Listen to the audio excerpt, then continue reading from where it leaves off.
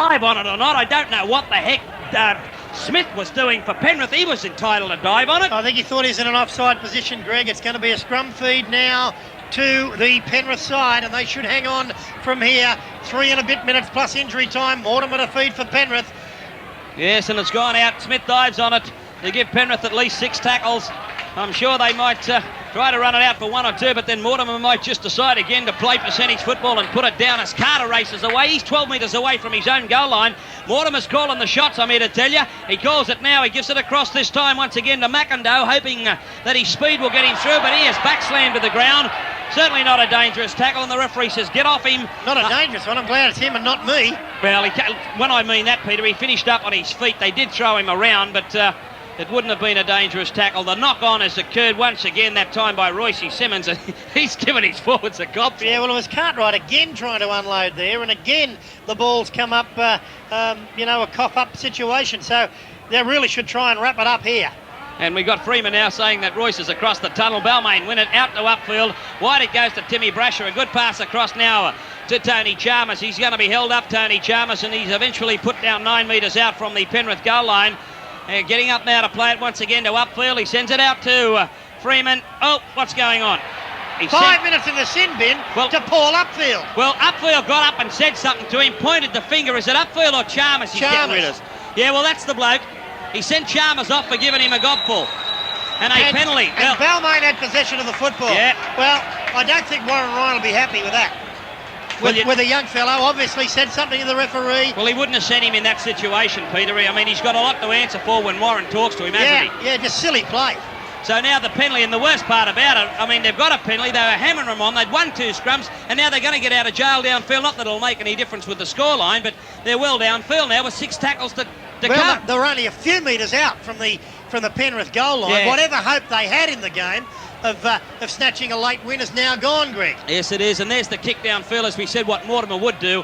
He'll play percentage football, Chris Mortimer, and they've prepared now to sacrifice every tackle that they've got and keep Balmain down and Balmain's end of the ground. Sideline eye, Tony McGay. Well, I'll bet there won't be a 3 o'clock start for Chalmers next week. No, I would think you're right.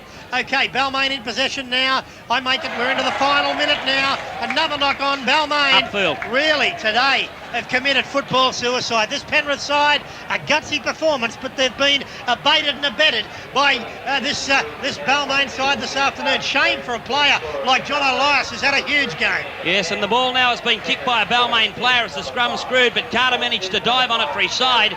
It's gone across now into the arms of Fittler. Fittler through the gap. He's put the seal of approval on this game. And Fittler, as I said, has a magnificent step. And he just breezed straight through them and said, bye-bye, boys. Good night. Well, it's been a major victory for Gus Gould this afternoon. He really has put the players on that can swing this game. And young Brad Fittler, who came into first grade in the semi-finals last year, has raced in for a try. And they're home. And Gus Gould's just given us the nod. They're home, all right. Tremendous performance by the Penrith side this afternoon. I make it almost time up. And Fittler the try. And Fittler has gone in to make it 22-10.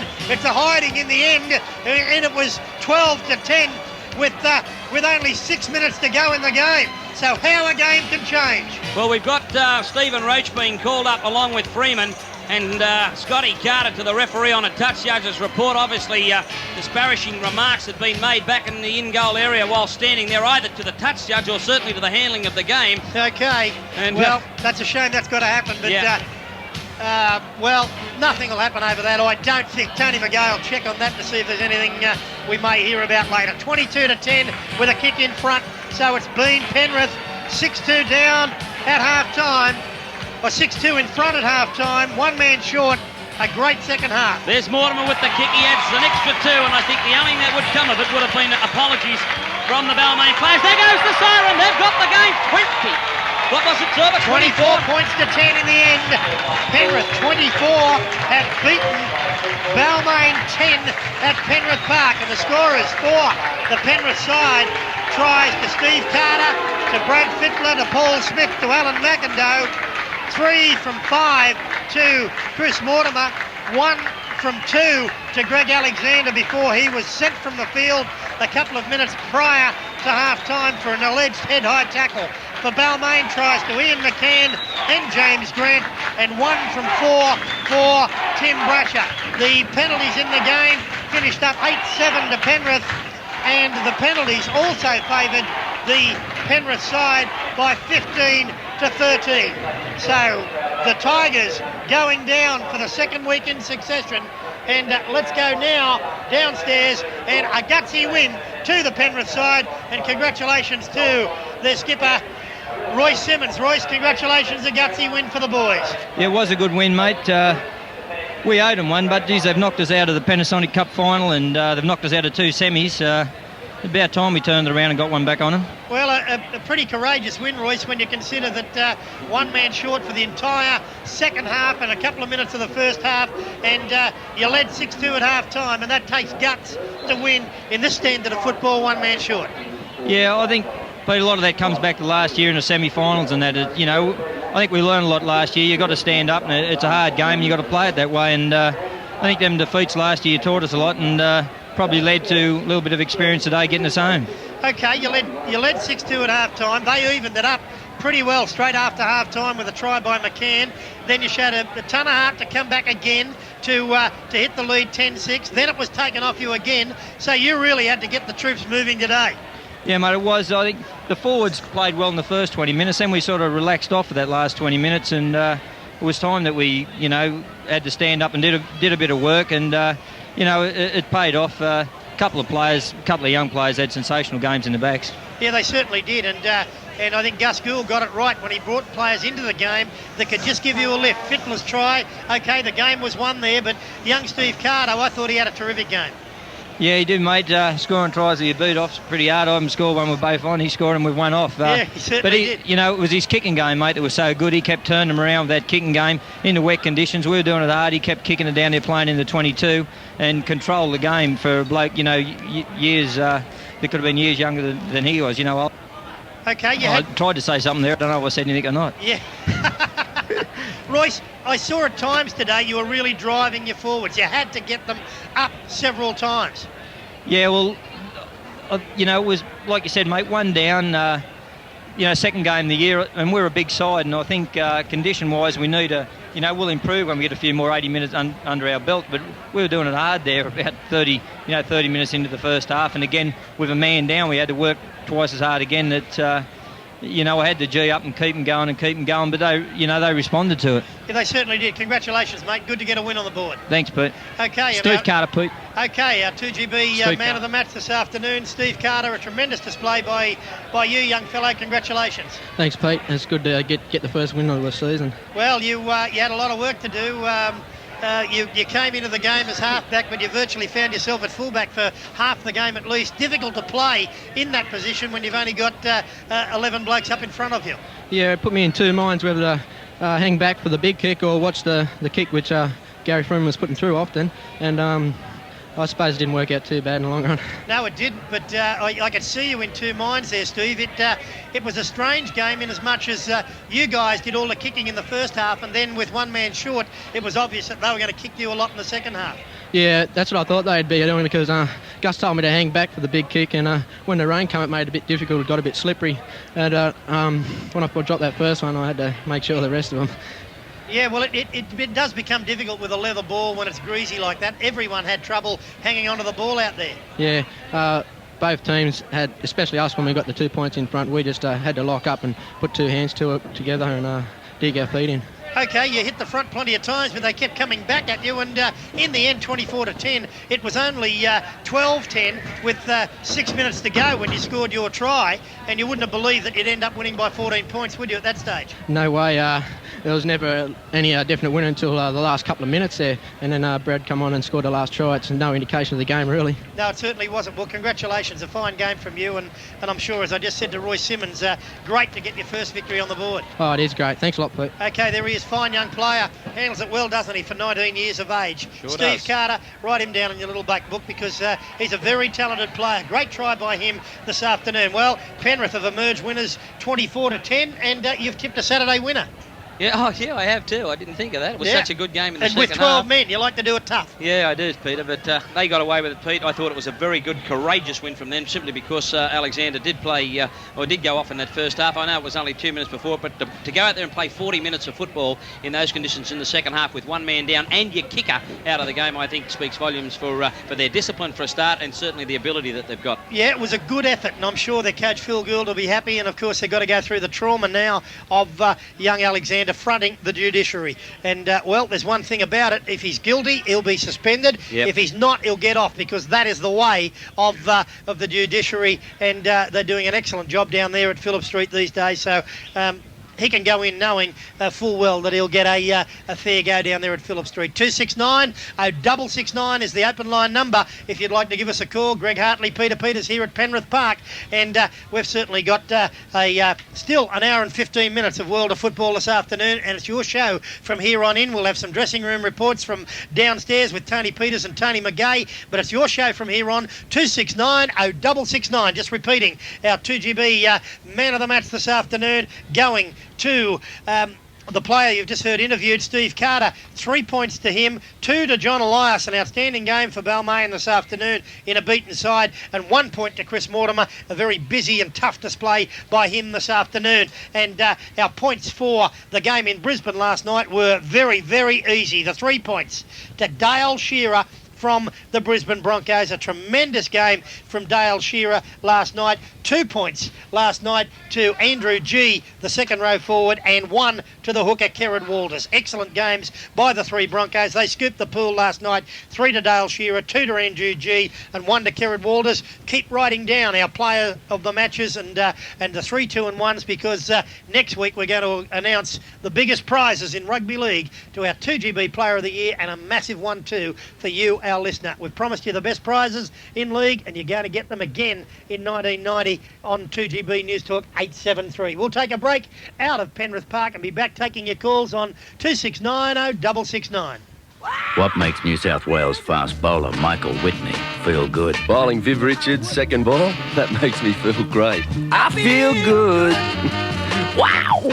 Fielding in front of the hill at the SCG, now that is a great feeling. But I'll tell you what feels really good. Having a Tooheys draft, a cold one, straight after the game. Tooheys Draft. Real taste, real beer. That feels good. First the hail came down. Now the prices have come down at Auto Village Holden. Yes, Auto Village Holden are holding a huge hail damage clearance. You can save up to $5,000 off new cars and a massive $7,000 off used cars. Some vehicles have only minimal hail damage, and there are 270 new and used cars to choose from. But be quick, the best will go first. The huge hail damage clearance at Auto Village Holden, 266 Hume Highway, Cabramatta. Phone 728 7333. 2GB's World of Football, radio's premier rugby league team. Nobody does it better. Makes me feel sad for the rest. Nobody does it half as good as you. LJ Hooker, you're the best. Whether you're buying or selling, talk to LJ Hooker. Nobody does it better. LJ Hooker, you're the best. You should shop at the liquor store. When you're after the best liquor bargains, all you have to do is drop in to your local liquor stop store. This week, save on Early Times Bourbon, $19.99, Miranda Champagne and Lambrusco, $2.99, McWilliams Mount Pleasant Oval, Hermitage, Cabernet Merlot, Rhine Riesling and Semillon Chardonnay, $6.99 each. Stop, shop and save at your local liquor stop store. Oh no, I haven't voted yet. Help! Don't worry, there's still time to have your say. Polling places are open until 6 p.m. Voting is compulsory and polling places are listed in major newspapers. Oh, thank goodness. Whew. On 2GB News Talk 873, this is the World of Football. Here's Zorba. Welcome back to Penrith Park. Good win by Penrith, 24 points to 10 at a full-time crowd of 8,356 this afternoon. Penrith 1 man short, and a very good win for them, but the scoreline, no indication of the titanic struggle that took place here at Penrith Park. As I said, young Steve Carter scored with 6 minutes to go. It was 12-10 to Penrith at that stage. To win by 14 was a result they didn't dream of. OK, 2690 669, the open line number. Let's take some calls. Good afternoon, you're first. Peter. Yes, mate. How are you, mate? Good. I'm not quite sure, but I was watching the ABC and I watched the replay of that incident with Alexander a few times. Yeah. And I'm almost positive the referee wasn't watching it. He was watching the ball, the kick goes through, and not watching what happened. And I think he's seen the aftermath and he's panicked. On a whim, he sent him off. Yeah, he's not a panicky referee, though, Greg McCullum. You know, if it had been one of the new blokes, I would have said maybe he just made a mistake. But, you know, I would defend the referee in saying he wouldn't have sent him. He would have consulted his touch judges if, indeed, he didn't see it. He wouldn't have sent him if he didn't see it. But I'm not saying, you know, that you're wrong either. But either he's turned around fairly quickly to see the ball went. But I seen it, and when I noticed he had his back squarely to the two players are right behind him. Yeah, I don't think there's any doubt that he grabbed him on the collar, do you? Oh, I've seen it. I said it just seemed to get him on the chest. Yeah. And then just slide up. Yeah. But I can't see Alexander doing something like that. No. Well, we called it that way too. And I think he'll get off tomorrow night, Monday night. I think he probably will too. Okay, thanks very much for your call. 269 669. Hello. Hello, yes. Hello, Peter. Yes, Peter's here. Yes, mate. I would like to talk about the Northern and the Southern Division. Yeah. I think they can introduce the 32-game competition, like you play team twice. Yeah. Yeah, and you play it 2 times a week, like you play it on Wednesday. Oh, mate, look, you can't do that because the players have got that much to worry about just getting through this Winfield Cup with 1 game a week, let alone backing up for 2. I mean, that's why they took the midweek cup away and put it up in front of the competition, because it was just knocking the hell out of players. They haven't got the stamina. The speed that they play this game today to prepare themselves with what they've got to do on the training paddock, which is personal sacrifice like a lot of people can't believe, and then to back up and play the sort of rugby league that we expect them to play on a weekend, you can't expect them to play 2 games a week, son. No, but I think that you're right. We've got to get to the stage where we either play every team once or every team twice. Just before we go. Yeah. I didn't finish it. They just not on week-to-week basis, on 2 weeks. Like every 2 weeks, you play them twice. Yeah. Well, just say every fortnight, you know that you got to play Wednesday and Sunday. That would go over 24 weeks. Yeah, it's a pretty tough task, but it's an impossible task. Well, not really, Greg. Every couple of weeks it wouldn't be too bad, but every 2 weeks I think a bit much. Anyway, thanks for your call. 269 669, the open line number. Good afternoon. Hello, Peter Peters. Yes, mate. Do you think West are good enough to make the final 5 this year? I reserve my judgment. I think there was a great start for them last week. I've only seen them so far on video. I haven't seen them on the flesh and in the flesh. And when I do, I'll make a judgment. But I think they're a much improved side. I think Henjack and Linda have been terrific buys for them. And well, I'm not certain if they can make up that much ground. It's a heck of a bit of ground to make up. And you've asked me a question, I'd say no, but with a reservation, I want to see them. What about the new fullback? Where did they get him from? He's a local junior from Campbelltown, and young Sean Devine, and he's come through for the juniors at Campbelltown, and he's a homegrown product, so he's one to watch. Thanks for your call. Right, thanks. 269 669. Good afternoon. Good afternoon, Peter. Mate, I'd just like to say a few things to Greg and yourself. I enjoyed your call today. I listened to it on the radio and watched the ABC coverage. Mate, a couple of things I'd like to talk about. Yeah. First thing, I'd like to talk about the Southern Division and the Northern Division like everybody else. I think there's a lot of concern over it. Yeah. Some divisions get a raw deal. Mate, is there anything that's come to light that may solve the solution? Well, not at this stage. I feel that the league have to look at this situation now, and maybe every season they go 1, 3, 5, 7, 9 odds and evens, and do it that way. I'll tell you what we'll do. I'm going to go downstairs now to a guy that thinks a lot about this game of rugby league. He spent a lot of time with us on 2GB over the last couple of years, and I think maybe he's got an answer, and that's the Penrith coach, Phil Gould, who will call in now. Phil, congratulations, a gutsy effort this afternoon.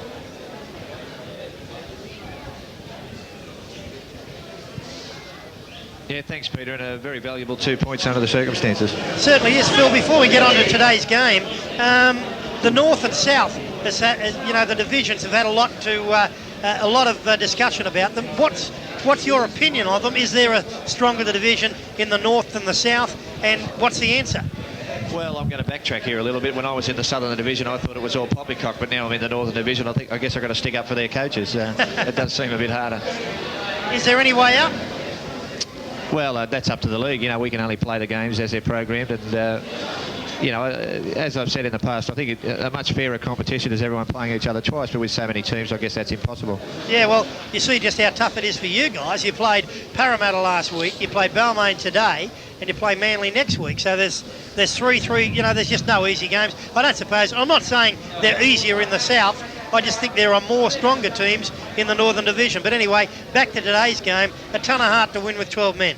Yeah, tremendous effort. Our blokes really stuck to their guns in the second half. But there's a few blokes you want to give a rap to in situations like that. But I thought the halfback Steve Carter had a sensational game. When Greg left the field, he took it on himself to do both jobs. And I also think the leadership qualities of Royce Simmons and Chris Mortimer were terrific as well. Well, we must have got it right. We gave Carter our Man of the Match award. I thought he was versatile, and he was there. He made one mistake in the whole game, and that was with a greasy football that plenty of other players a lot older than 19 were dropping. Yeah, well, he's a great player. I've got a big opinion of him. It was just working out where to fit him into the side, and I say during the week the move with Greg Alexander back to fullback, give us the opportunity to play him at halfback, a position that he likes, and he's really repaid us today.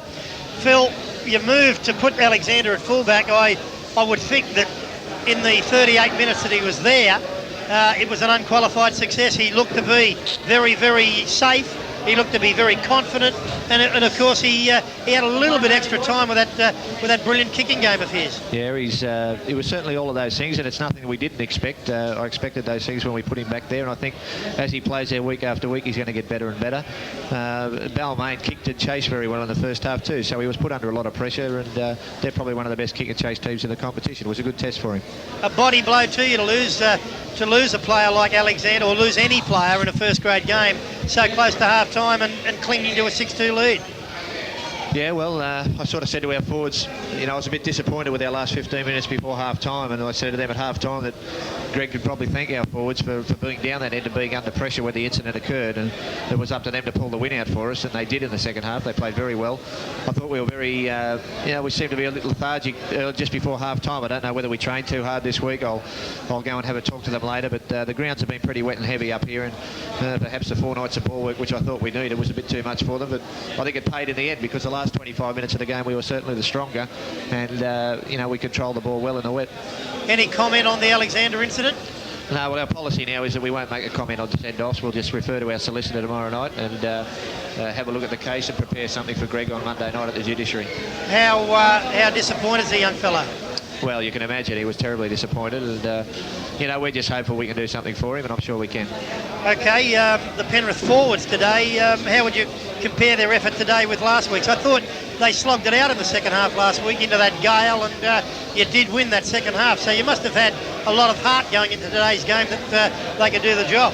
Yeah, last week's game was, from my point of view, was virtually a non-event. I know we lost, and I know Parramatta played very, very well, but they just capitalised on a few silly mistakes that we made, and if we could get those out of the game, I think the enthusiasm and the guts that we were showing in that second half last week carried through to this week. These fellas have got tremendous will to win, and they chase hard. They never give up. Even today, when our line was broken a few times, we get back there in large numbers to help out and assist, and there's a real winning attitude. We've just got to turn our football around a little bit so our game stands up under pressure. The few pressure games we have had this year, we've fallen a little bit, but under terrific pressure today, we really responded, and I hope we can carry that on. Okay, thanks for talking to us, Gus. Thank you. Okay, Phil Gould, the Penrith coach, and pretty happy with his team's performance this afternoon, and they seem to be justifiably so, fairly confident of Greg Alexander getting out on Monday night. Well, Brashers are great sports when it comes to bringing you Sydney's best value. Catch all the action of the big game, and that's rugby league, of course, every week on one of Brashers' big range of personal and portable radios and cassette radios, like the Sanyo radio cassette at just $49.95. And don't get caught in the traffic without a working car radio. Update to a quality Pioneer car stereo from only $269 at Brashers. For the best sound gear for home, car and personal use, check out the range at Brash's. Brash's with 18 stores all over Sydney. You're not wrong, and if you're in the middle of a very tough job at home, you want a power tool that's going to go the distance. Now, a Makita power tool is the one, and you've got to go to Mitre 10 to pick it up. Now, when you talk about Mitre 10, they've got so many years of experience in not only producing the product, but marketing it and to make sure that it's reliable. Now, Mitre 10, they're the leaders in service, and Makita are the world leaders in power tool technology with their cordless power tools. I've got a couple of these. They're fantastic. Their range includes everything from the electric screwdriver right through to heavy-duty industrial grinders and so on. So Makita power tools when you're thinking of the big jobs, and certainly Mitre 10 when you're looking for right prices. There's a great choice there because they make over 200 power tools. Mitre 10 and Makita. Now, that's a great team, Zorba. Certainly is. Makita every time when it comes to power tools. You okay, can 269. screw anything with it. You what? You can screw anything up with it. You certainly can. 269-0669, the open line number. Good afternoon. Hello. Yes. Hi, Pete. How are you? Good, mate. Listen, I just wanted to ring you up. I was watching the game. Didn't listen to the call today, but I was watching the game. That incident that happened in the first half, I didn't understand that with when the referee got bowled over.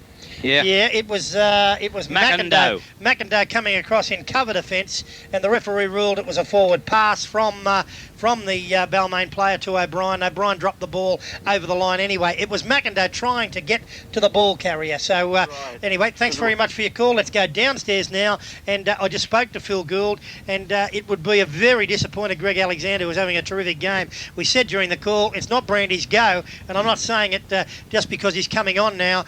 He is not the type of player to be throwing arms around or anything else on the football field. Both Greg and I said that during the call, and Greg, you must be bitterly disappointed that you couldn't be part of what was a courageous Penrith win this afternoon.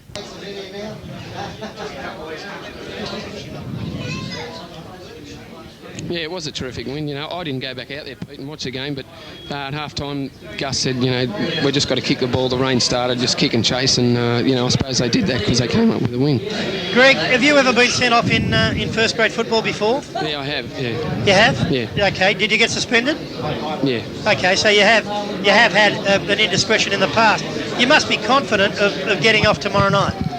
On Monday night. Pete, I just can't comment, you know, at the moment. I've got to talk to the club and we'll watch the video and then see what happens. Okay, how were you enjoying? That's fair enough, mate. I understand that. You were enjoying fullback. You seem to be on the time on the field. Terrific, mate. I was having a ball out there. You know, I love getting the ball and you know having like 20 yards to run to players and just try and pick your run and pick the gaps. And I was having a great. I was filthy. You know, I was having a real good time out there. Okay, you seem to have a lot more time with your kicks. You're kicking. You found the sideline on umpteen occasions, and you seem to pick your spot and had a lot more time to get your kicks in. Obviously, you're 20 metres back there, sometimes more, and you've got plenty of time to do what you want to do. Yeah, you have. We had a lot of trouble with our kicking against Parramatta. We worked on it during the week, and with me and Scarter kicking both, yeah, we did have plenty of time. Okay, a good win by the side today, and you need one up early, and a defeat last week, you couldn't afford another one today. No, I think, you know, the side that lost today will, you know, you can't rule them out, but it would have been a hard struggle and there would have been a lot more pressure. Okay, good feeling in the club? Yeah, terrific, yeah. You might get into trouble if you keep taking the coach's money at golf. Yeah, we'll talk about that, but like, you know, I enjoyed the fullback role, and Steve Carter went great at halfback. Yeah, we gave him our Man of the Match award. He filled in for you. You didn't see it, but he filled in for you beautifully in the second half. He knocked on the first kick that come his way, but that was the only mistake he made in the whole game. Brandy, on behalf of everybody, good luck on Monday night. You can't prejudge anything. If you're guilty, you'll get a row, and you'll cop that on the chin. But if you're not, you'll get off, and that must be a nice feeling. Yeah, thanks, Pete. Okay, there he is, Greg Alexander, off today, a couple of minutes from half-time, and I don't want to sound condescending, but that kid is not a dirty player, and I'm sure that, he'll be given the right treatment down at the league. If he's guilty, as I said, he'll cop it. If he's not, he'll get off. 269-0669, the open line number. You're on Sportsline, brought to you by those tremendous people from, of course, the people that have brought Sportsline to you for many, many years, and that is Skydome Industries. And the CB and West End Hotels. They're in there too. Yeah, they're in there too, and Brash's as well. And of course, Brash's. bringing you Sportsline. Let's go. Brashes. out to the Sydney Cricket Ground for an update on the Sheffield Shield final between New South Wales and Queensland. Peter Leet, good afternoon, Pete. G'day, Zorba. Well, New South Wales are looking really good at the moment. Queensland are now 6 for 76 in their first innings, and Craig McDermott's just been out to Adrian Tucker, caught and bowled, and Queensland innings is looking very sad and sorry for itself at this stage. They've lost Border and Ritchie, Peter Clifford, Stuart Law. They've lost all their top batters, and now we're into the tail with only Kasparowicz, Tasla and Rackerman to come, although we have the opener Steve Foley, who earlier retired, hurt, to come. But New South Wales looking in a great position in this match at this stage. Well, it looks like Queensland will most certainly have to follow on, and if they do, that's dead. Oh, certainly, Zorba. They're going to have a big task ahead of them to win the Shield now. New South Wales have got their tails up and are really bowling well. I mean, it's been a great all-round performance. The two opening bowlers really putting it into the Queensland batsmen. Then Mark Waugh coming on, picked up a wicket for his first ball. And then also Greg Matthews picking up 2 vital wickets, those of Stuart Law, Greg Ritchie. And Alan Border was a very poor shot by his standards. He chopped the ball onto the stumps off a sort of a rank delivery from leg spinner Adrian Tucker. But really, it's been all New South Wales way today. And there's another wicket now. We've seen Kasparowicz out for a duck. Another wicket to Adrian Tucker. He's only a young chap from Balmain. So he's on a hat-trick now, is he? I don't think he's on a hat-trick. Yes, he is, Zorb. He is. Well, So we'll stick with you for Isn't it a shame, that Peter? hat-trick out there at the Sydney Cricket Ground. So that's a tremendous effort by New South Wales today. What's the weather's obviously been A-OK down there. Looking back towards Sydney from where we are here, it looks blue skies down there. Oh, you'll be pleased to know that there's not actually bright sunshine here now, but the sky's still blue. It's been a great day here. The crowd have really enjoyed it today. It's been really good cricket out here. New South Wales have really looked, superior over Queensland today. It's been a pretty poor effort, I would say, by Queensland. So what's Queensland now? 7 for what? 76. 7 for 76. What a shame. Isn't that a shame? Terrible shame. I'm cut to pieces by it. I bet you are. Holly. Oh, I'm cut up about it. But, okay, well, who's the next batsman The next batsman, Dirk Tasler, making his way to the centre. Okay, well, he's facing Tucker. Tucker bowling leg spin, of course. Yeah. And doing pretty well. He's doing very well. He's only 19 or 20-year-old from Balmain. Gee, it's been a big effort by New South Wales when you consider they left a player of the calibre of Peter Taylor out of the New South Wales side, made him 12th man, and then when Henry Lawson pulled out, it was backs to the wall for New South Wales, but Mark Taylor showing the way in his new role as captaincy and showing what a wonderful batsman he is, and the New South Wales players responding there. Oh, certainly. Well, of course, New South Wales have played really well in the last part of this season. Greg Matthews is really in great form with the ball. I've never seen him bowl as well as he is at the moment. And Peter Taylor, well, he's bowled well for Australia, but, the New South Wales team have formed a very good side together, moulded a good nucleus, and they've really played well in these last few matches. I've really enjoyed watching them play. Okay, Peter, you want to call this ball, young fellow? Right, Tucker's moving in from the Northern or Paddington, and he bowls. Taslak, he came forward and let the ball go, and it came through to keeper Emery, and no hat-trick. No hat-trick there. Okay, well done, Peter. That reminded me that little O of Hollywood and myself at our first fight. That's all we did. Every time someone got hit, we went, oh. So you're in the same boat. Thanks for that. Great job out there. We'll check with you later. Pleasure, Pete. Thanks. Peter Leet at the Sydney Cricket Ground. Queensland 7 for 76. And New South Wales earlier on dismissed for 370 odd, I think it was. So good work by New South Wales. 269 0669, the open line number on Sports Line, brought to you by Brashes and by, of course, Skydome Industries. Good afternoon. You're next. Yes, can I speak to the head of Sports Line, Greg Hartley, please? Yeah, of course you can. G'day. Hello, Greg. How are you? Fine, thank you.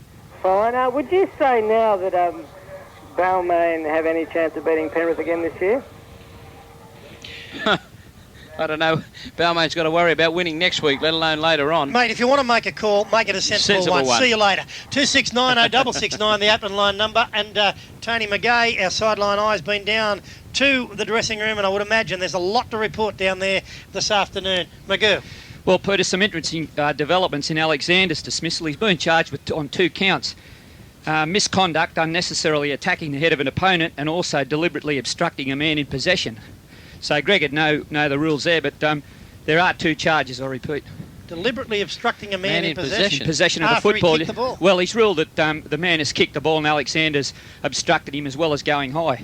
Okay, so a double charge. Okay, well, that's unusual. It is an unusual charge. Tony, anything else down there? Oh, well, you can understand they're pretty incensed, Penrith, but of course that's been tempered by the fact they've won the football game. But I repeat, I thought he was very unlucky to be sent off, and certainly a hasty decision. I mean, you can wait and see developments on the video, and if necessary, a player it can be cited on Monday night. But I felt that he was harshly treated, Alexander. 2 losses from 2 starts for last year's grand finalist Balmain, and they play Brisbane next week, so there's no respite for them.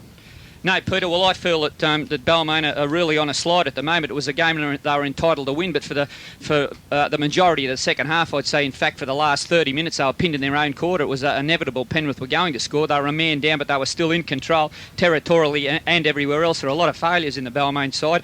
Upfield, we pointed out the winger's Chalmers. He's got a lot of work to do, Warren. He certainly has, but he does respond to that sort of thing. But the coach would be fairly concerned at the moment, I would imagine, with the players they've got out, Jack and Pearce, and they really need a lift from somewhere, don't they? Well, certainly, Peter, but you mentioned they play Brisbane next week. Well, you're going in, I couldn't imagine them possibly beating Brisbane with the personnel they've got on offer, and you're going into a competition losing 3 straight. I think Terry Lamb made a point last week that you've got to probably win 5 out of your first 8 to be in contention. Gee, it's a long, hard chase, and there's no light at the end of the tunnel. I don't feel Balmain are playing well enough to beat anyone at the moment. Certainly, if you've got a man down, I mean, Alexander went off a minute before half-time, I think, or a minute after. But a minute before, yeah, 2 minutes before. 2 minutes before. A minute before, but as far as territory and the way the game was played, Penrith were up there for a hell of a long time, but certainly some fantastic performers there.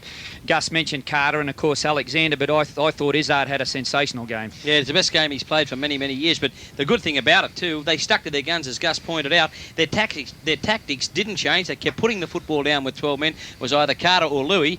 Refer to Mortimer in that case, and as he said, they stuck to their guns. There was a lot of discipline, and they got away with it. It was a good win. Well, gee, they had to turn it around, Greg. I mean, Alexander was their he was their top player at the time. He was also their kicker. He was also their goal kicker and their lead player, and they lost him all in one fell swoop and still controlled the game. So, very impressive. He was really enjoying it too. Yeah, he certainly was. Okay, thanks, Magoo, for that. We'll see you tomorrow at Caltex Field. Sideline I, Tony McGay. Thanks.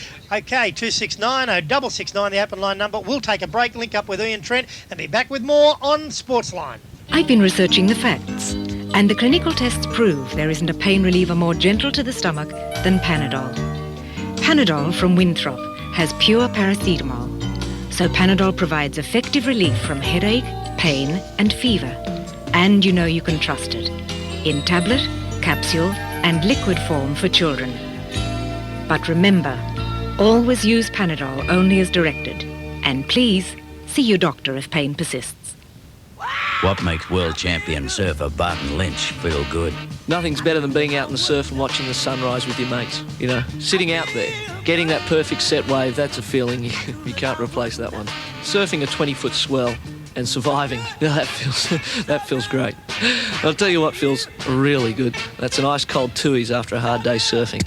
Nothing beats it. Tooheys Draft. Real taste, real beer. Get in the thick of the rugby league action, only on 2GB.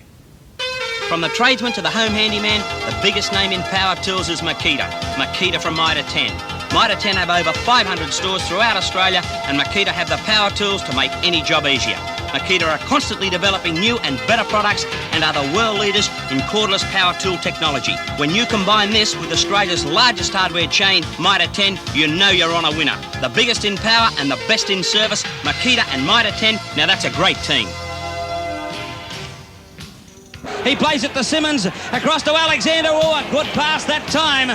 Was picked up beautifully by Carter, but he gets up the play at the Simmons, and they keep the pressure on the Balmain side with a high kick going up for Tim Brash has knocked it down. Picked up by Peter Tukes, gives it across to Izzard.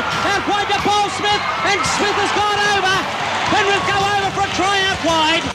2 metres over the halfway line, up quickly to play at the Parish, goes across out to Freeman again, a long pass to upfield, a quick one then out to James Grant, gets around one or two, gets around away from another one, he's got the pace, he goes through, he flinks up out wide, out to McCann, McCann's got the pace, and Balmain are going to score a try, or are they? It's a try! Royce Simmons at dummy half.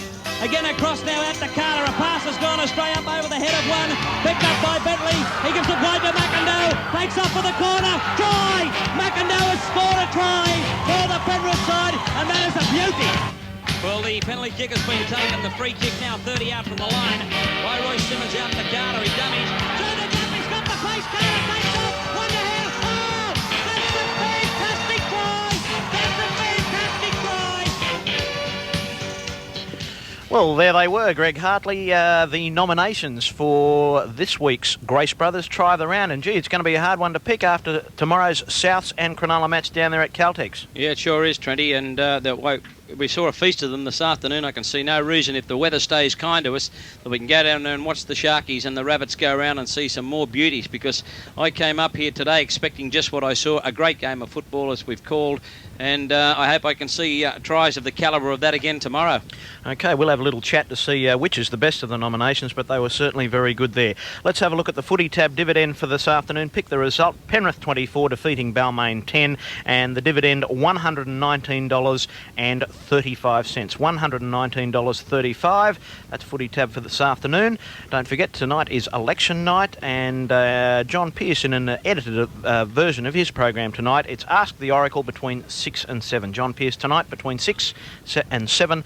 Then it's down to Canberra for the election. OK, let's take the next of our callers for Greg Hartley and Peter Peters out there at Penrith Park, and we'll go out to Terry at Cambridge Park, who wants to talk to the boys. G'day, Terry. Good afternoon. Yes, sir. What can we do for you, Terry? Few comments. Firstly, about this, about the Greg Alexander incident. Yeah. First of all, when I watched the game, I thought he should have been sent off. But after looking at replays, I thought that he's Terry, get to the point, mate. You're going to put everyone to sleep. Yeah. I thought his arm went on his chest and up underneath his chin, so I think he should get off on it. Yeah. And the referee should have the power to change the balls at half-time when the wet river comes down, no question about it. Yeah, I think that you people get robbed of good football if, indeed, the rain comes down and they stick with those leather footballs. Impossible to handle. True. Thank you, Terry. 2690-669. And it's out to Minchinbury. Tony would like to speak to you, Zorb. Okay, Tony. Peter, how are you? Good. I'd like to talk about the Northern and Southern Divisions, please. Yeah, go ahead. Correct me if I'm wrong, do the teams in the Northern Division play each other twice in the year? They do. Right. What my suggestion is that the teams in the Northern Division play each other twice, like this year. Yeah. Next year, the teams from the North play the teams from the South twice. Then the following year, it reverts back to the teams in the North play each other twice. Sort of like on a rotating... Yeah, that's not a bad idea, but the thing is, some clubs build up, don't they? Yeah. And they're stronger in one year than the next, and I think that's probably been the case this year with the Northern Division. And facts and figures prove that in the last 2 years, both the minor premiers, major premiers, have come from the Southern Division, and they've had 3 teams in to 2 in the Northern Zone, indicating that the Northern teams are knocking themselves over there. So it's a dodgy one. As a matter of fact, your suggestion is probably the best that I've heard so far, and maybe it's one that the league could look at, because it really is going on performance, isn't it? Yes. My personal opinion is that we should play each other twice, but I understand there's not enough weeks in the year. Yeah. But, they say that the teams in the Southern Division have easier games at the end of the, sort of like the end of the second round. That's right, yeah. So, look, like next year... When that double-up period is on. Yeah, that's right. Yeah. So next year, the teams in the South that are getting the easier run, so-called, they would play the teams in the Northern Division, which are supposed to be the stronger teams. And that would give the teams in the Northern Division probably a better chance of making it into the 5. Tell me this, do you think the teams in the North as a whole are stronger than the teams in the Southern section? Yes, I do. Yeah. I feel that teams in the North, like the Parramatta, your Balmains and your Brisbanes, they have a lot of support with their supporters. They've got good clubs, like the league clubs that back them up. They've probably got a bit more money, so they can buy better players, and they're a stronger club. Okay, well, that's an interesting point. Thanks for making it on Sportsline. Let's whip on now down to Campbelltown. It's Colin for the panel. Good afternoon, Col. Hello, how are you? Good. I've just got a question for the panel. Based on the football that we've seen over the past couple of weeks, I was wondering if you guys could answer a question on who do you think would be the Queensland State of Origin fullback? The Queensland State of Origin fullback? Yeah. Gary Belcher. And where does Dale Shearer fit in? Oh, he'll be in the side, on the wing or in the centre. On the wing, I would say. Yeah. You don't think he could fit in there? Well, I mean, do you think Belcher deserves to... I mean, Rowdy has played one good game for Brisbane. That was last night. It was a sensational performance. But Belcher is more than capable of that sort of thing, and he's the incumbent Australian fullback. He is the fullback for the Premiers, and week to week he plays excellent football. Arthur Beetson was here today, and we were talking about how good Belcher is and how good Shearer is, and he'll be sticking with Belcher as fullback and Shearer as either winger or centre.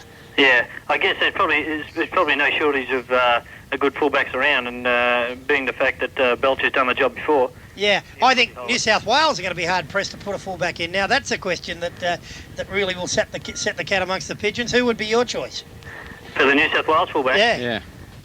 I haven't thought about it. I only watched the game last night and I was a bit depressed. Yeah. It's pretty hard, that one, isn't it? Yeah, it is. I mean, it is. When you go through them, Jack's out injured. Jason Elchin from Canterbury's a fine young player, but he hasn't played at that level. Gary Worth's a good player. Docking has been there before. And then you just about run out of them. I mean, there's no way that any of the others could get a look in, which is why I felt that if Alexander went well today, and he was going well, maybe he could get a look in, but it all points now to probably Jonathan Docking, who's done the job before, did it in Los Angeles, actually, when they had that game over there at Long Beach in California. He was the fullback. I guess it depends how Greg Alexander goes on Monday night and how his form goes in the lead-up. Yeah, Exactly. Interesting, but we certainly aren't as well off as Queensland. And we're not as well off for the wingers either, just quietly. And the centres. You start having a look at some of the centres that we've got to put up against Meninga and whoever that other second centre choice is with him for Queensland. Should be Tony Curry or Shearer, Yeah, you know? so we're in big strife right along that back line. Yeah, they're looking strong, aren't they? They certainly are. Yeah, okay, thank you. Thanks for your call. 2690669. 25 past 6 on Sportsline, brought to you by Skydome Industries and, of course, Brashers. Let's stay out west at Cartwright. David would like to speak to the panel. Zorba. Yes, mate. There you go. Mate, I'd just like to show my disapproval at Greg Alexander getting sent off. I thought he was very hard done by. Were you at the game?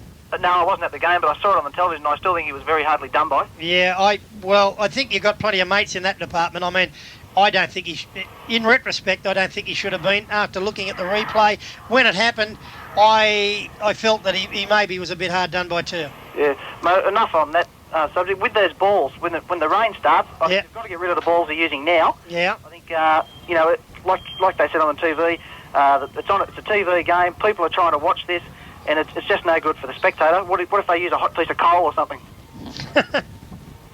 Yeah.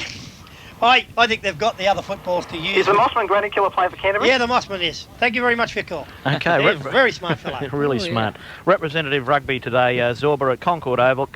The Gold Coast Cougars. The program starts at 6:30 there. In reserves today, it was Balmain defeating Penrith 6-2, and it was 10-all in under-21s, of course, in first grade, 24-10 to Penrith, and the TAB dividend there, $119.35. Okay, our next caller, Zorba, from George's Hall. It's John, and he wants to talk to both of you. Hello. Yes, John. Listen, two questions I want to ask you. Number one is, did you notice that Carter knocked on at the back of the scrum for the Fittler try? No, I did not. He knocked on very badly. Did you watch the ABC replay, did you? Yeah, it's on the replay now. I've got it on video. I'm watching it, and he knocked on very badly. The referee was standing right in front of him. And well, to be quite honest with you, if the referee would have saw it, he would have pulled it up. There's no doubt about that, so we obviously missed it. We missed it up here. Well, he was running away from us too, and that scrum was away from us. But that's, it was a very important try because that propelled them from 12-10 to 16-10, and with the conversion 18-10, game set and match to the Panthers, wasn't it? Yeah, that's right. That's what I was thinking. He knocked it on the back of the scrum. Now, the other thing I want to ask you is this: have the referees done away with that downtowners? Well, it wouldn't appear that today. It's the greatest mystery in the game as to what happened with that. I mean, I don't know what they're doing with that. I mean, they're certainly not, they're certainly not using the rule as it is in the law book. There was on at least 3 occasions today. I watched Timmy Brasher to see if he could have run the required distance once the ball was put in, and there was no way. And on the 3 occasions I'm talking about, the brief was given then to Brad Izzard, and he was the man doing the damage. Tim Brasher would have been lucky if he'd have ran 3 yards. So the downtown is forgotten. Forget it. It's a joke. I figured the same thing because I've noticed a few times the Canberra players have put it to full use Yep. And they're getting away with murder there. Well, everybody is. I mean, you can't pinpoint any one particular side. It's just that the referees seem to be ignoring the downtown. I mean, there will be a blitz on it sometime during the year, I feel sure, but I hope they tell the players, because what's going on at the moment may not be allowed to be going on, towards the end of the season. But isn't it wrong? Because the simple reason is that if referees... If it's in the rule book, it should be adhered to. If they stay outside the distance that the rule book states, which is 5 metres, it is okay, but they're still in front of the kicker. As long as they don't come into contact with the man in possession of the ball before he runs the distance, other than a fumble, which automatically puts them on. So the rule stinks. It contradicts each other, and it should be thrown out. You noticed that one Balmain player, Brasher, couldn't run that further distance, and also exactly Penrith couldn't run when they were against Canberra. And also St George was the same thing when they were... Mate, it's every side doing it. If you can give them an inch, they'll take it. Thanks for your call. The CB and West End hotels offer the best value accommodation anywhere in Sydney. Both are right in the heart of the city. A couple of minutes walk from Central to the... couple of minutes walk from the fabulous restaurants in Chinatown, Sydney Entertainment Centre, the monorail, a couple of minutes too from the attractions of Butte Darling Harbour.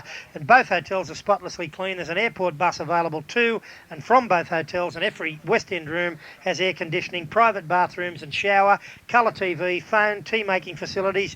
The West End, it'll cost you $60 a single and $70 a double, and at the CB, $25 a single and $40 a double. The West End, 412 Pitt Street in the city. The CB just across the road at 417 Pitt Street. Both hotels are perfect for families and visitors from the country areas. You're not wrong, Peter, and they are great hotels, and you're not going to get ripped off.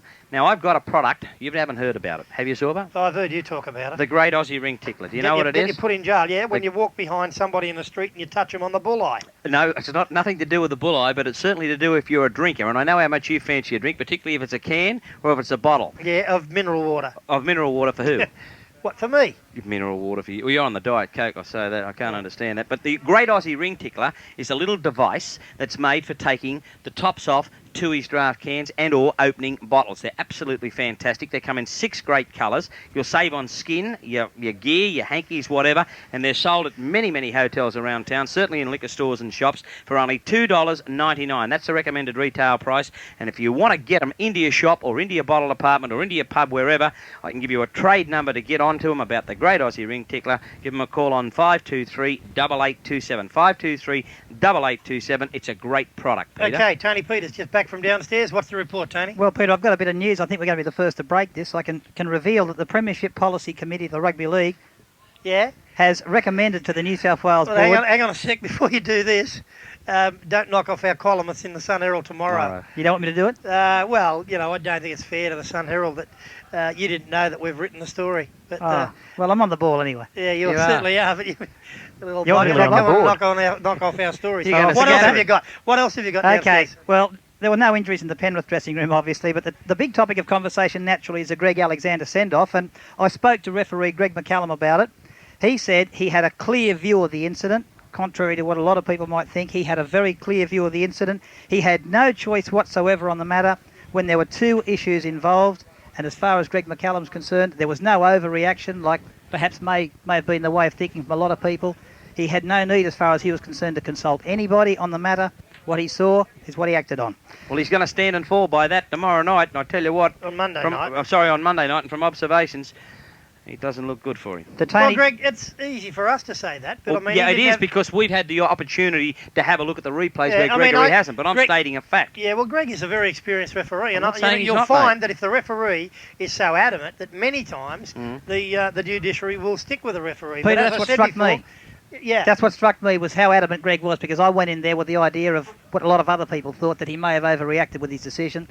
Under no circumstances would he cop that at all. Obviously, he has to stand by what he's decided, but he was adamant that he had no need to consult either of his touch judges, but that'll be decided Monday night. The Tony Chalmers sin bin, that one confused me a little bit, but I've since realised that after talking to Greg McCallum, the language that was used by Tony Chalmers was totally unacceptable on a football field. We'll leave that one at that.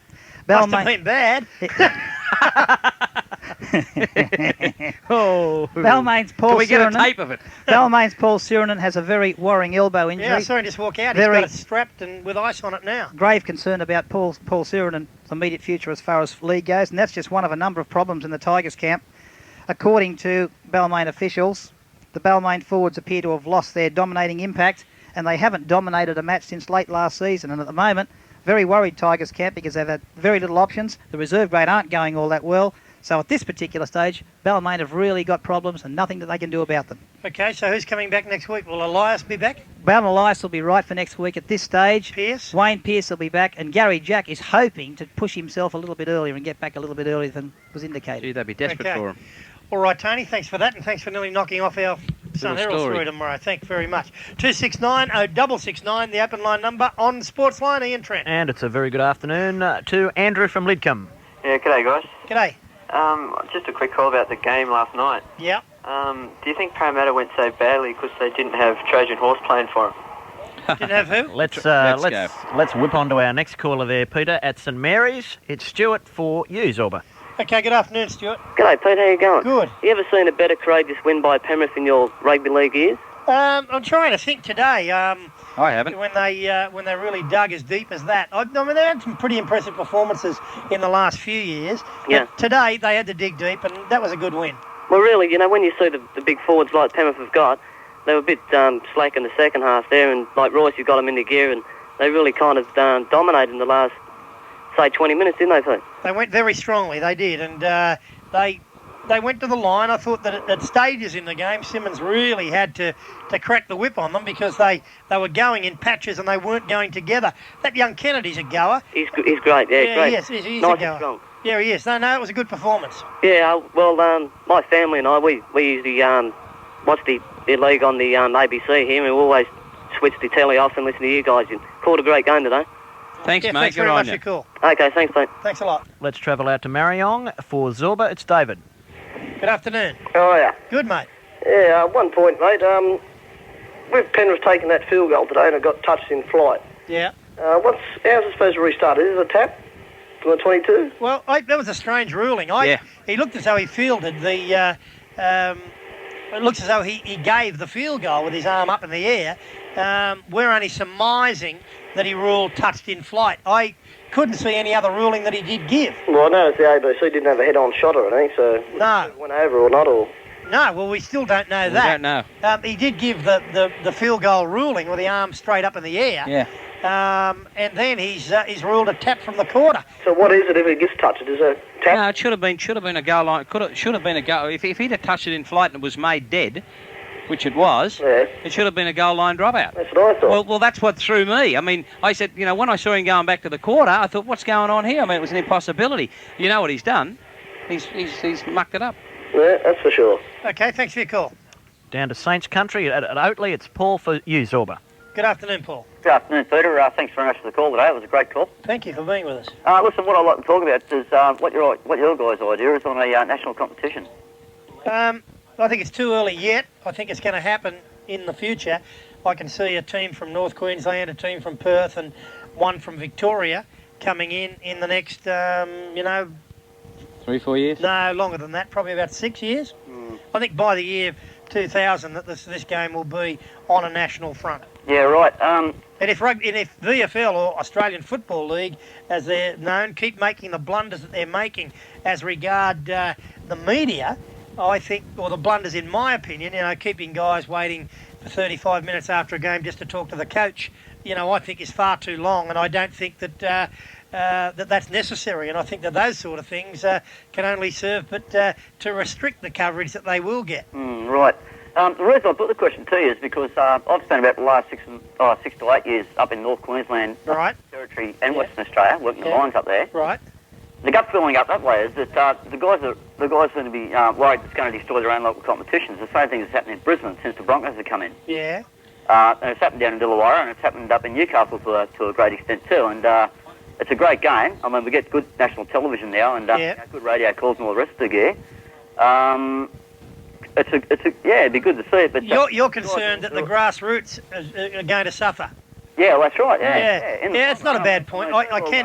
People that live in Port Hedland, they're certainly never going to get the chance to go down to Perth to watch Perth play, are they? No, they're not. That's right, and that's what a lot of people are worried about, that their own little competitions, like Alice Springs. Yeah.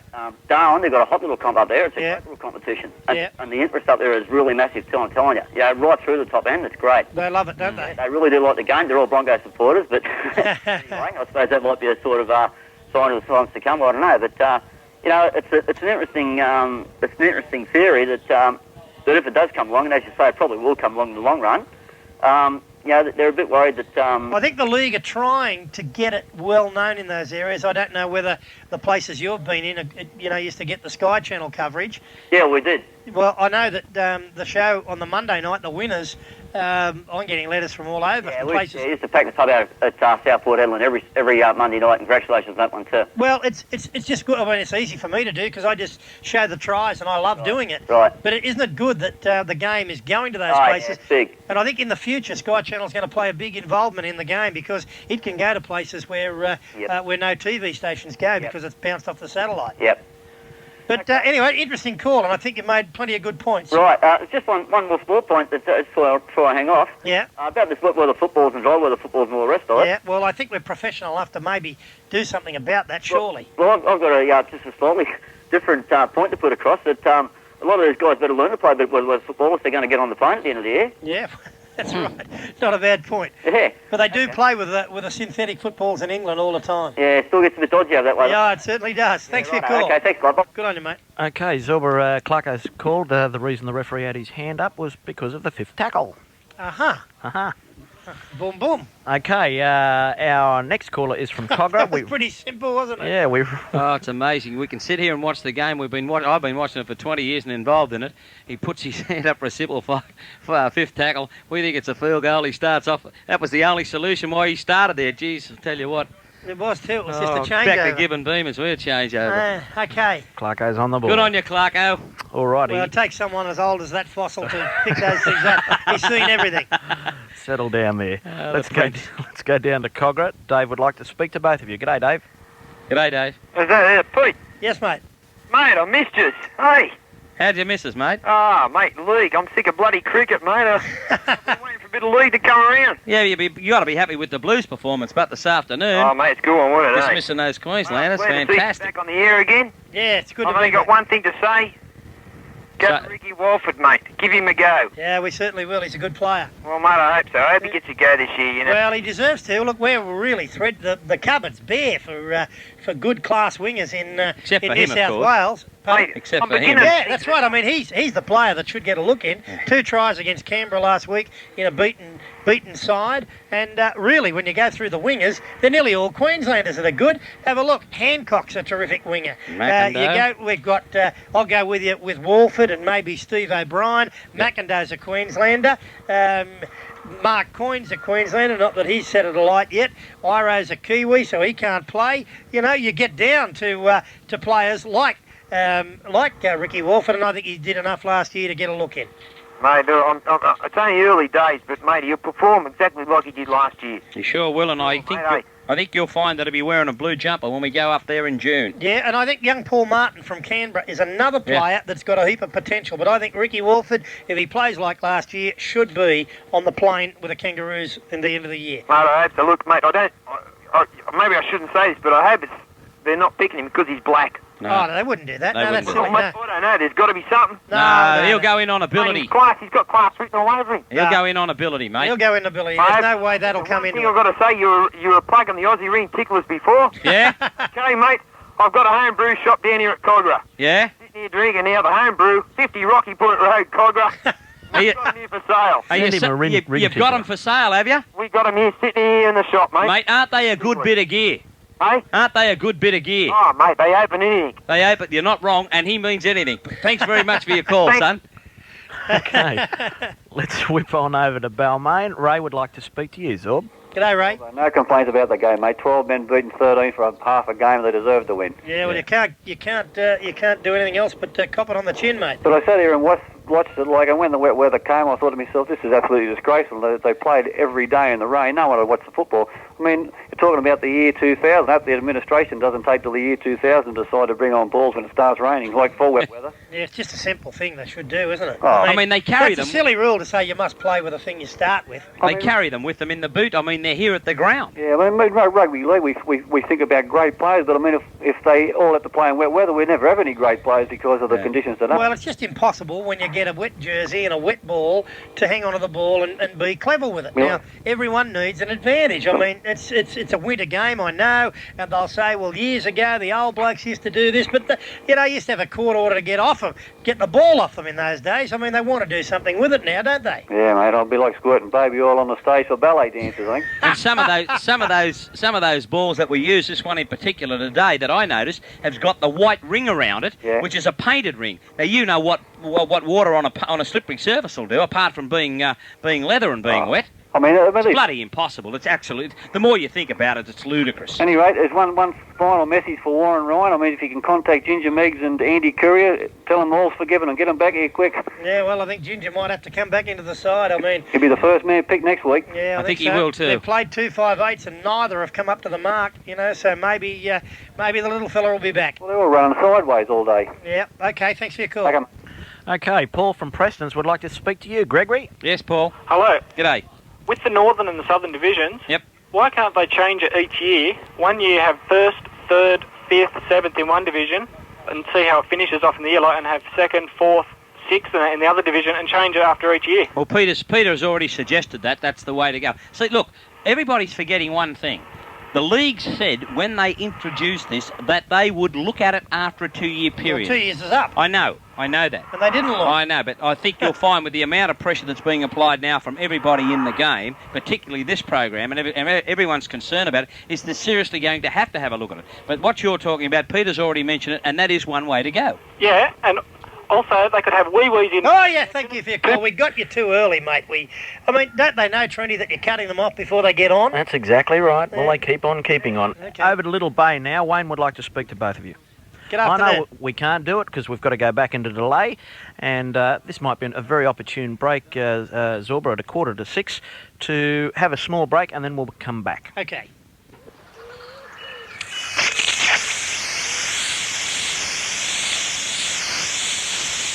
If you water the garden at the hottest time of the day, a lot of the water evaporates and gets sucked straight back to the clouds.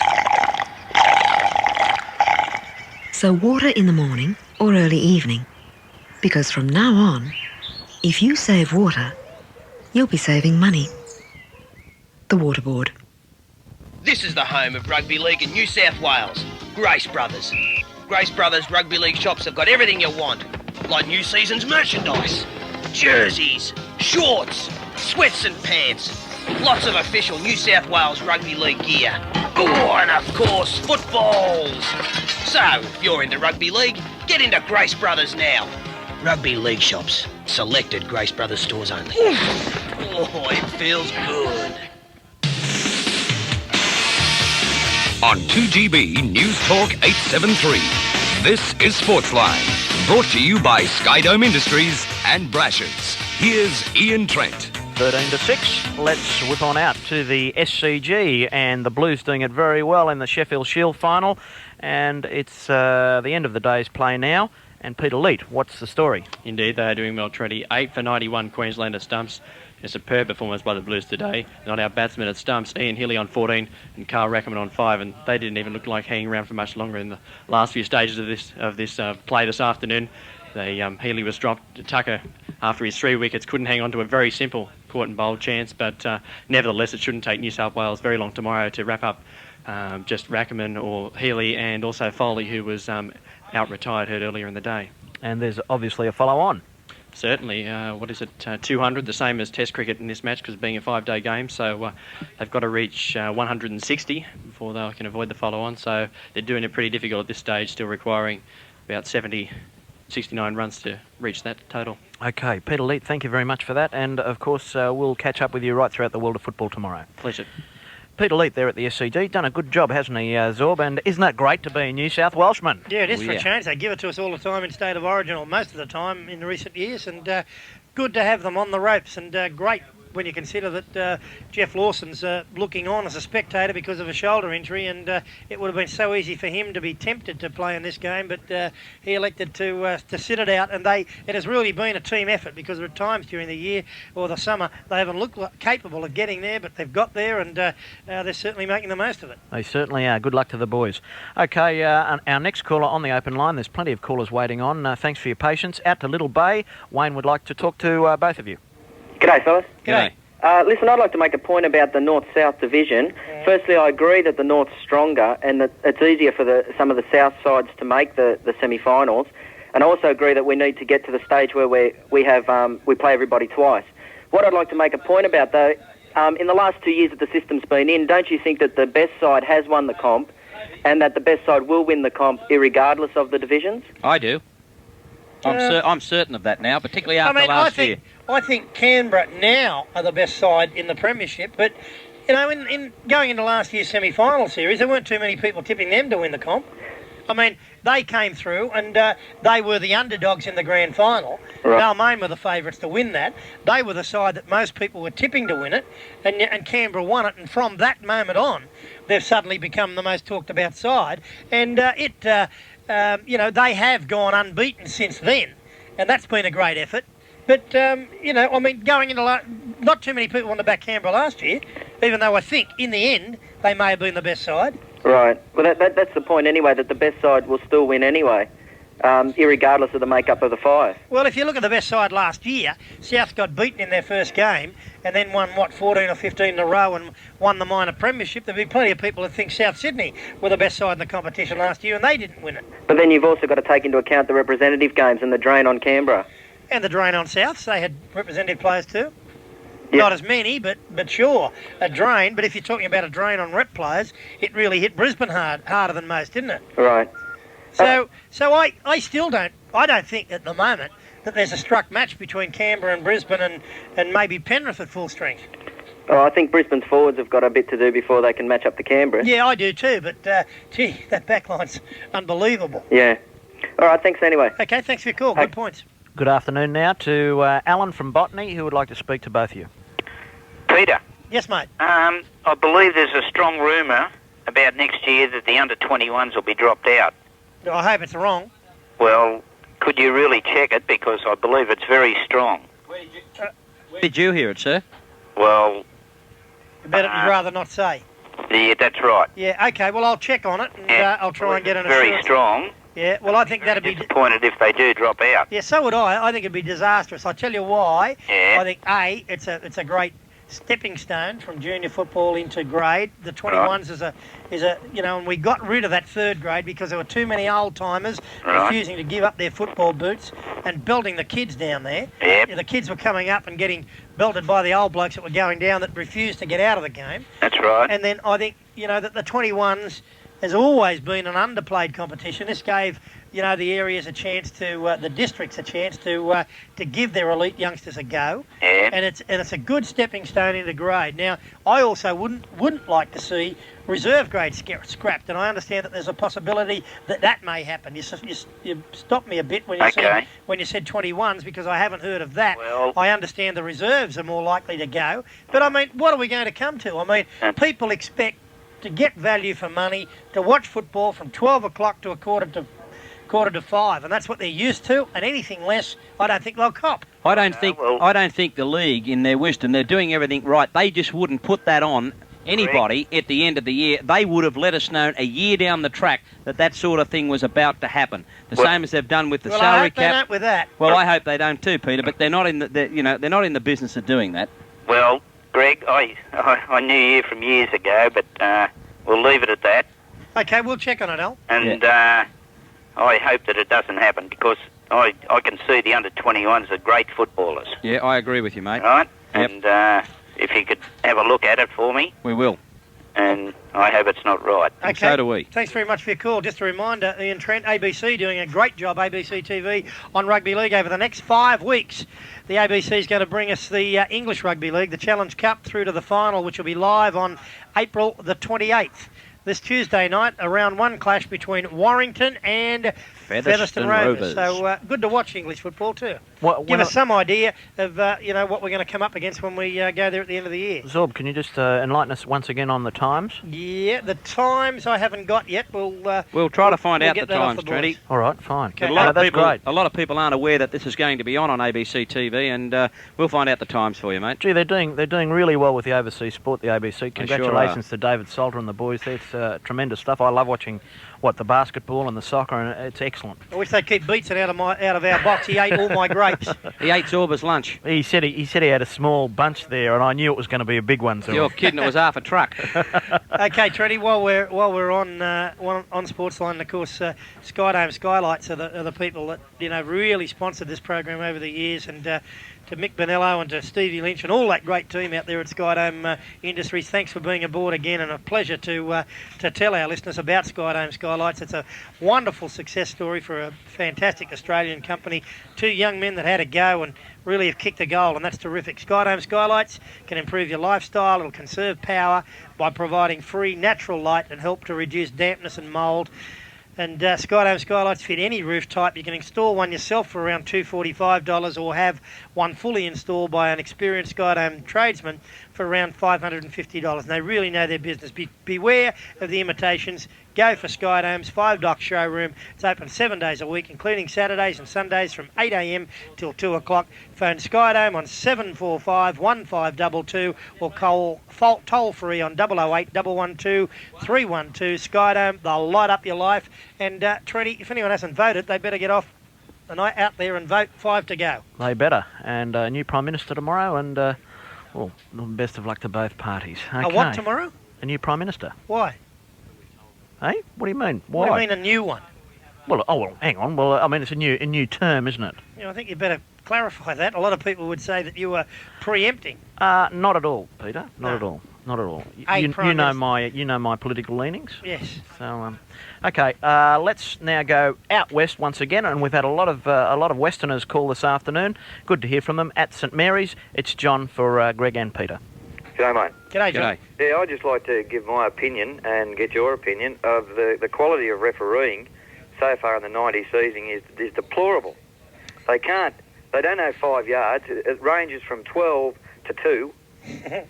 Yeah, well, that's been mentioned. And the sending off of Alexander today, I watched it. It was very hardly done by. He had his back to, 90% of him, he didn't see him. Well, he's pretty adamant in the fact that he did see him, and that's why he made the decision. That's why he made the decision on his own. There was no. Well, just let me finish exactly what he has told our man Tony Peters. He said he had total control of the situation as far as he was concerned. There was no need for any consultation whatsoever with his touch judges. He'd made up his mind that he was going to send Alexander on what he thought he saw. Yeah, well, that's one incident. I just thought he was hardly done by. But they're wrapped up in cotton wool. You can't touch them. You can't say anything about them. I reckon if they go to the judiciary with like a sending off, the judiciary proves that there was no animosity or anything towards that. Then for a blatant mistake, there should be something done to them. Yeah, well, I think you'll find it has happened in the past. As Peter's pointed out, we've got the utmost confidence in the judicial system that operates down there in Fulham Street. I know we're going to have referees, but I agree with you, sir. In effect, they are protected. The coaches aren't allowed to criticise them, even if they do it in a constructive manner. And I think that they're part of the game. They're like players, they're like officials, they're like us.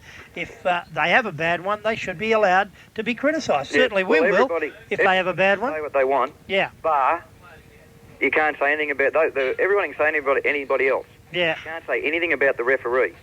Yeah, but they're subject to being dropped. I mean, if he's found out to be wrong here today, Greg, he'll go. No, you're a sheriff. You no, always I'm not a protect sheriff, referees. Peter, at all. Once He a may referee, always find a himself. referee. He may find himself with number 6 game. So, in fact, he's been dropped from what was a television game here today, deemed to be the second or the third best game of the round, and he may find himself at Afghanistan Park or wherever next week. So they do get dropped on their poor performances. They don't play league in Afghanistan. You know Thanks what I'm very talking much for about. your call. Okay. Good on you. And thanks to all those people waiting on. Unfortunately, we've run out of time. It's 2 minutes to 6 now. Let's go through tomorrow's games, fellas. And, of course, in big league order. And it's a terrific game coming up down there at Belmore Sports Ground, And Canterbury. it's a terrific edition of big league, I might say. It is too, actually. But very it pleased always with is good. He feels very proud of the fact that he's put my side in the centre file, which I must admit, Trenny, is one of the most magnificent photographs of the Canterbury Bankstown Football Club. Yeah, I did, but look who's on the front. Who's on the front? Oh, no. Oh, I haven't even looked at the front. See, I go straight to the centre. All right, and the North and P&O West he's game, got on the front. And he's put my ad in the North and West game. Good on you, Trenny. Very nice of him. Okay, Canterbury and St George at Belmore. Hardest game to pick of the round. Yeah, I'll is. go with the side I've seen, Canterbury. I'm going for Canterbury too. Alrighty, this is another good game. Manly and Newcastle at Brookvale. It's a beauty, actually. Manly. Newcastle. What? They've got to start and win away from home, Newcastle. If they don't, Well, it they're won't going to be start tomorrow. They're going to be a forgotten group. Okay, forgotten group. Okay, bubbles have a tendency to burst, Peter. Beg your pardon? And bubbles have a tendency to burst. Mate, they haven't had any bubbles. They've won a sevens competition and won in their opening round. Their trial form was deplorable. They're in a bubble at the moment. Cronulla and Yeah. South, the big one that we're broadcasting at Caltex. Sharkies. Oh, just the Sharks. Should be a great game. Looking forward to that. Sharks. Those Bears and Wests at North Sydney. North Sydney Oval at home. What? I feel good. I feel good about this one, and I think Stevie Martin's got them all primed up. Who have you tipped? North Sydney. Oh, you're kidding. Who have you tipped? Norths. He has to. East and the Gold Coast at the Footy Stadium. East. And Illawarra and Canberra down there at Wollongong. Well, Canberra, of course. I was going to say something naughty, but Canberra. Canberra. Okay, fellas, Greg Hartley and Peter Peters, the rest of the team, thank you very much for a great day's football. Thank you, Trenty. Of course, we will return tomorrow with the World of Football at noon. We'll see you then. Stand by now for John Pearce.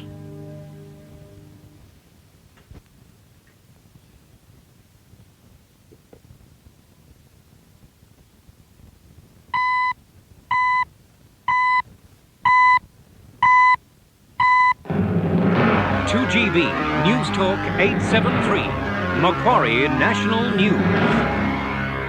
It's 6 o'clock. Good evening. I'm Ian Craven. In this bulletin, polls close across the eastern seaboard while both major party leaders have predicted victory in a tight finish. Vote counting is about to begin in the eastern states for what could be the closest federal election in 30 years. Tony Allen reports floods have forced an adjournment of voting in parts of northern Queensland. Several hundred journalists and cameramen already have arrived in the National Tally Room, and many members of the public in a roped-off area have come to watch the figures go up on the $100,000 white tally board. New computers installed here by the Electoral Office will sort out the figures as soon as they're phoned through. The first figures should appear in half an hour, and within 2 hours, as polls close in Western Australia, a result may be clear if it's not too close. However, a tight result, depending on distribution of Democrat preferences, could keep pundits in suspense all night. For the first time in many years, voting has been adjourned in parts of 2 North Queensland seats. Floods have affected parts of Townsville, Ingham and Tully. People who couldn't make it to the polls today will vote tomorrow. Conceivably, this could affect the election result, as 2,500 voters have been delayed in the National Party seat of Kennedy, which Labor believes it can win. This is Tony Allen in the Tally Room in Canberra for Macquarie National News. Opposition leader Andrew Peacock says he hasn't even considered losing tonight's count. Mr Peacock says private polling has the Liberal National Coalition taking 16 seats, and he's confident he'll be Prime Minister by tomorrow. In his Melbourne electorate of Kooyong, Mr Peacock says he doubts he'll still be an opposition leader. I don't think the Labor Party would admit me. I'd rather stay as Prime Minister. It's a very important election for Australia, and that's why I believe Australians are going to make the change, and you'll hear all about that tonight. Meantime, Prime Minister Bob Hawke says he's not nervous about tonight, but nor is he cocky or complacent. One of my principles in life has been, because I've seen it happen so often with others, that you don't worry about things